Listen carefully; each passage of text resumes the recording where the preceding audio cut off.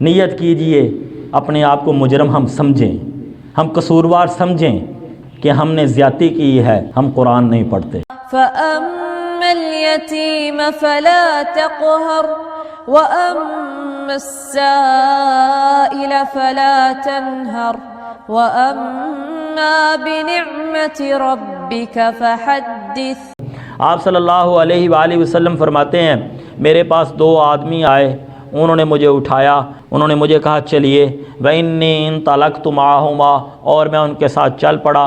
اور کہتے ہیں ہم آئے ایک آدمی کے پاس، وہ لیٹا ہوا تھا اور اس کے پاس ایک دوسرا آدمی کھڑا تھا جس کے ہاتھ میں چٹان جتنا پتھر تھا، چھوٹا پتھر نہیں تھا، بڑا پتھر پکڑا ہوا تھا۔ اور پھر وَإِذَا هُوَ يَهْوِي بِالصَّخْرَةِ لِرَأْسِهِ، وہ آدمی جس نے پتھر پکڑا ہوا ہے وہ لیٹے ہوئے آدمی کے سر پر مارتا ہے، جس کی وجہ سے اس کا سر کچلا جاتا ہے، اور پھر وہ پتھر لڑکتا ہوا آگے چلا جاتا ہے۔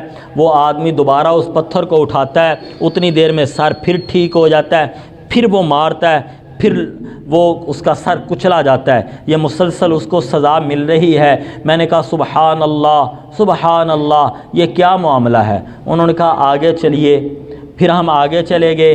آگے کہتے ہیں آپ صلی اللہ علیہ وسلم فرماتے ہیں فَأَتَيْنَا عَلَىٰ رَجُلٍ، ہم ایک آدمی کے پاس آئے جو چت لیٹا ہوا تھا اور اس کے پاس ایک دوسرا آدمی کھڑا ہے جس نے لوہے کا زنبور وہ پکڑا ہوا ہے، جو لیٹا ہوا ہے اس کی باچھوں کو لوہے سے چیرتا ہے یہاں تک کہ گردن تک لے آتا ہے، پھر بائیں جانب سے چیرتا ہے گردن تک لے آتا ہے، پھر اس کے بعد گالوں کو چیرتا ہے اور گردن تک اس کی چلی جاتی ہے، اس طرح اس کا جبڑا کھل جاتا ہے، اور یہ اس کو سزا مل رہی ہے، مسلسل یہ سزا ملتی ہے۔ ایک جانب چیرتا ہے دوسری جانب چیرتا ہے، اتنی دیر میں پہلی جانب ٹھیک ہو جاتی ہے اور وہ کرا اور تکلیف میں ہے۔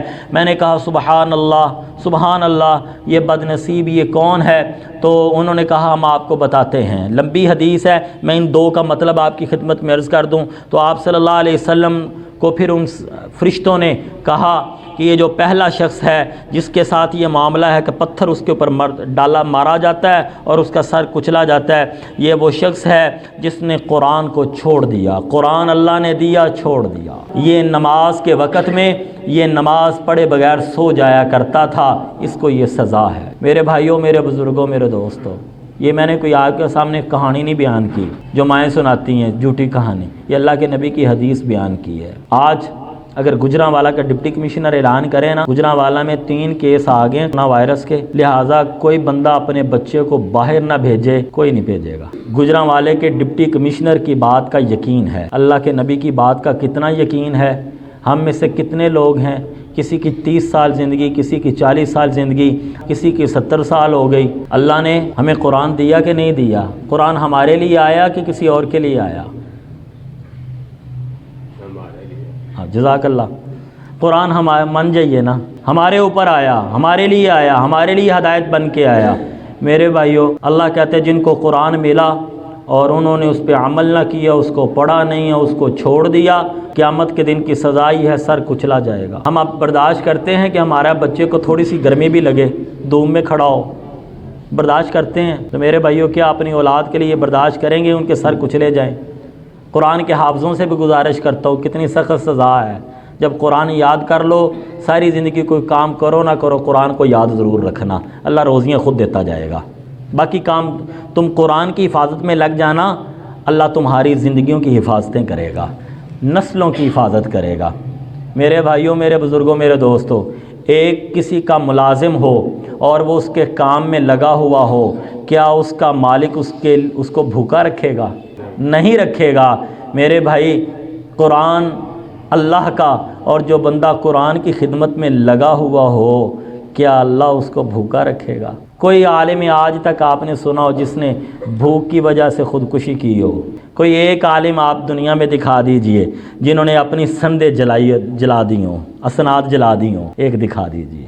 اور جس کے اوپر حکومت پاکستان 70 لاکھ روپیہ لگاتی ہے، اور وہ 70 لاکھ روپیہ لگ کر وہ ڈاکٹر بنتا ہے، اور وہ کیا کرتے ہیں وہ آپ کے سامنے ہیں۔ مولانا صاحب کو چاہے رات کو 12 بجے اٹھا کے لے جاؤ جنازہ پڑھانے کے لیے، وہ تیار بیٹھے گا، اپنے فنکشن چھوڑ دے گا، ہمارے جنازے نہیں چھوڑے گا۔